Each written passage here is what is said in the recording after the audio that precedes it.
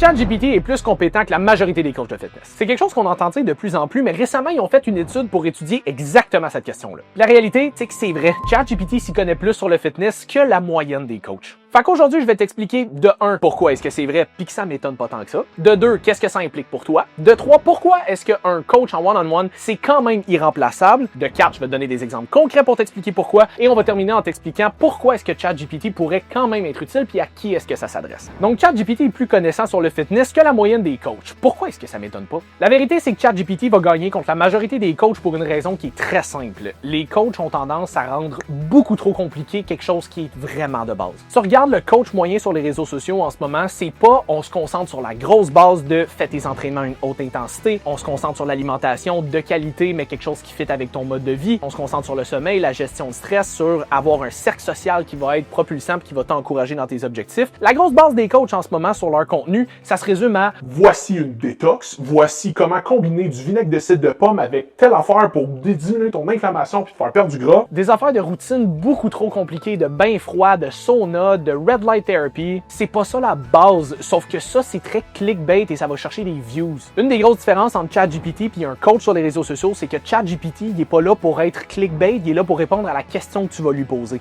Le coach, lui, il est là pour aller chercher des views et des clics pour aller chercher ton argent. Fait que sur la grosse base, ChatGPT a tendance à être vraiment meilleur que la moyenne des coachs parce que son intention est pas la même. Les coachs ont tendance à tomber dans des extrêmes, soit par biais émotif ou encore une fois juste pour aller chercher des clics, tandis que ChatGPT va être vraiment mieux pour te donner la nuance et pour te donner des conseils qui vont être beaucoup plus de base. Puis ça, c'est quelque chose que je dis tout le temps. La réalité, c'est que ultimement, c'est la grosse base qui est la plus importante. La réalité, c'est que la majorité des coachs sur les réseaux sociaux vont miser beaucoup plus sur le côté marketing et sur le côté de démontrer que eux ont la solution à tous tes problèmes pour pouvoir aller chercher ton argent. Tandis que ChatGPT, lui, veut vraiment juste répondre à la question qui s'est faite poser avec le plus de contexte et de nuances possible. Donc, sur des questions relativement de base, ChatGPT a des grosses chances de te donner des meilleures réponses que la moyenne des coachs. Puis le problème là-dedans, c'est pas que l'intelligence artificielle est si haute que ça. Le problème, c'est que la plupart des coachs apportent pas vraiment plus de valeur que juste un Google bien utilisé. Fait que l'intelligence artificielle est super pertinente pour répondre à des questions. Par contre, ça ne remplacera jamais un coach en one-on-one parce qu'un coach, ça gère un humain. ChatGPT va être super bon pour te donner de l'information. Ça va être bon pour te donner des principes, ça va être bon pour te donner des exemples, ça va être bon pour te donner des options. Mais un coach one-on-one, ça va surtout être bon pour l'application. Un coach en one-on-one va toujours être meilleur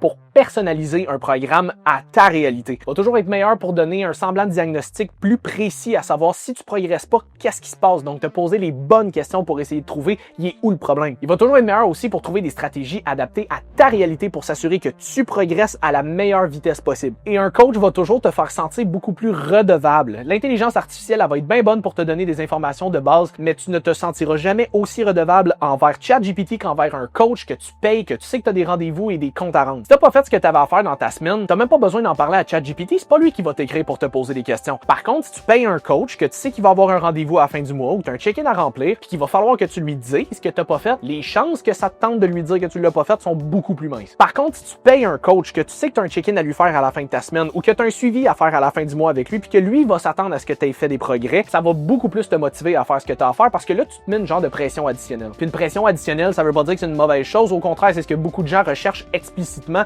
l'espèce de feeling de redevance envers quelqu'un parce qu'ils savent que sinon ils le feront pas. C'est pas mal sûr que ces personnes-là, s'ils n'ont pas fait ce qu'ils avaient à faire à la fin de leur semaine puis qu'ils le savent, ils vont pas eux-mêmes se forcer à faire un check-in, ouvrir ChatGPT puis faire comme Hey, je m'excuse, Chat, j'ai pas fait ce que j'avais à faire cette semaine, chicane-moi. Si on prend un exemple concret, imagine qu'il y a quelqu'un qui arrive puis qui dit qu'il est en déficit calorique puis qui est incapable de perdre du gras. S'en va sur ChatGPT, lui pose la question et lui demande quoi faire. ChatGPT va lui répondre des affaires super de base. Mange moins de calories, bouge plus, augmente ta consommation de protéines, ce qui techniquement fait du sens sur papier, sauf qu'en application, c'est pas toujours aussi simple. Sauf que le coach va être capable de creuser un peu plus loin puis d'être capable de voir les calories invisibles que tu te rends même pas compte que tu consommes, ton nez qui est en train de descendre, tes entraînements qui manquent d'intensité, ta gestion de stress qui est atroce, fait que ton sommeil est en train de chuter. Si tu dis que tu manges clean puis que tu es en déficit calorique à la fin de la journée, ChatGPT ne le remettra pas en question, il va juste répondre à ta question. Tandis qu'un coach, il peut voir est-ce que tu adhères à ton plan, est-ce que tu es réellement en déficit calorique ou est-ce que finalement tu consommes des affaires sans même t'en rendre compte. L'intelligence artificielle, ça va être bon pour te donner une réponse très de base. Le coach, lui, va va être capable d'aller beaucoup plus en profondeur pour voir c'est quoi le vrai problème. C'est comme la différence entre aller voir un médecin généraliste et d'aller voir un spécialiste. Ton médecin généraliste va te poser des questions générales et être capable de trouver les lignes directrices,